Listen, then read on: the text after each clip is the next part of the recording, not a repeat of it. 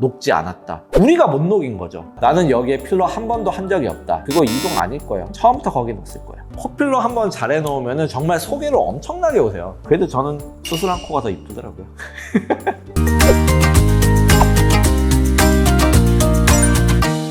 안녕하세요. 필러 마스터 김태형입니다. 오늘은 필러 이야기를 한번 여러분께 해보도록 하겠습니다.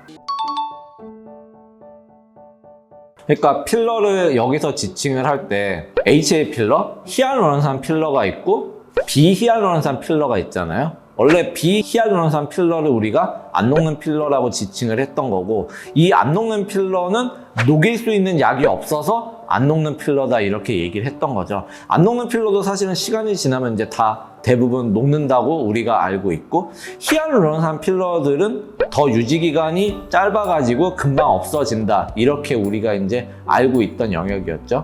근데 예를 들어 2년 전, 3년 전에 한 히알루론산 필러가 남아있다? 남아있을 수 있어요. 근데 남아있는 거가 문제다, 남아있는 건 잘못됐다, 이 논리가 합쳐지면서 되게 꼬여버린 것 같아요. 한동안 쓰이다가 현재는 시장에서 없어진 제품들도 있어요. 워낙 문제가 되니까. 그런 문제가 안 나타나면은 사실 남아있는다고 하더라도 우리가 걱정할 건 없습니다. 예를 들어 같은 브랜드에서 나온 이제 필러일 경우에도 뭐 레스틀렌 제일 많이 하시잖아요. 레스틀렌에서도 이제 두 가지 라인업이 있거든요.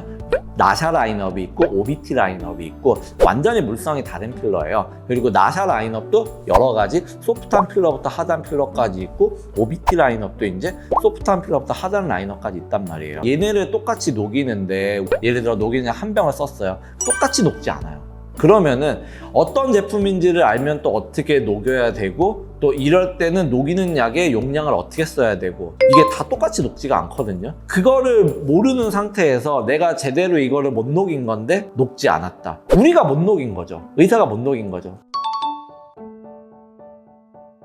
극히 드물다고 생각해요. 특히 얼굴에서는 정말 어려워요. 저는 사실 지금까지 경험을 못 했거든요. 바디나 이런 쪽에서는 지금 이제 보고된 내용들이 있어요. 근데 얼굴에서 이동을 할 수가 있다.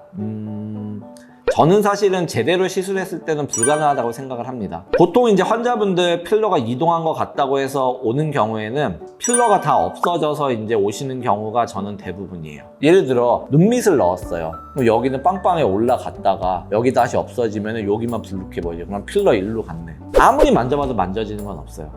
제가 진료 중에서 만나는 경우는 대부분인 것 같고요. 예를 들어 필러를 이런 거죠. 여기에 넣어야 되는데 필러가 여기가 있다. 나는 여기에 필러 한 번도 한 적이 없다. 그거 이동 아닐 거예요. 처음부터 거기 넣었을 거예요. 저는 그게 더 많다라고 생각해요. 여러 가지 경우가 있을 수는 있는데 필러 이동하는 거 저는 얼굴에서는 사실 없다고 생각해요. 그게 만약 이동이 된 게 실제로 그 부위에 느껴진다고 하면은 그거는 처음부터 시술 잘못한 거예요.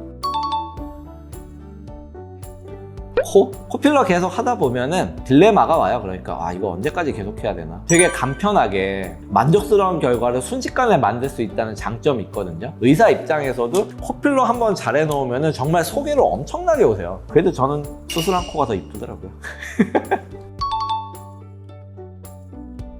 유튜브에서 이제 저 같은 이제 의사들이 나와서 하는 얘기가 다 진실이 아니에요. 왜냐면은 자기 경험에서 얘기를 하는 거예요. 지금 말씀하신 거 그 원장님이 뭐 거짓말하거나 의도했다고 생각하지 않아요. 그분 진심이에요. 근데 그분이 다 아는 건 아니죠. 턱끝은 패여요. 필러 때문에 패이는 게 아니고요. 노화 과정 중에서 뼈가 패여요. 가만히 있어도 패여요. 그 원장님이 가장 공격당했던 게 그거예요. 왜냐, 이거를 일반 사람들이 오해하게 만들어 버렸으니까. 그것만 없었어도 그 정도로 욕을 먹진 않았을 거예요.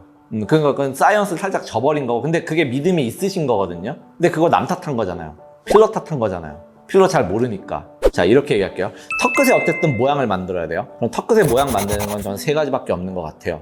T절골 수술을 하느냐, 그 다음 보형물을 넣겠죠. 또 하나는 지방이식 하는 거예요. 또 하나는 필러 넣는 거예요. 그럼 세 가지 중에서 제일 안전한 게 뭐고 제일 모양이 잘 나오는 게 뭐냐 이거죠. 요즘 누가 보형물 수술해요? 요즘 누가 턱끝에 지방 넣어요? 이미 결론이 나 있는 얘기잖아요. 그렇게 얘기하면 독자들이 되게 헷갈려져요. 왜냐면 한 가지만 부풀려서 얘기가 되니까.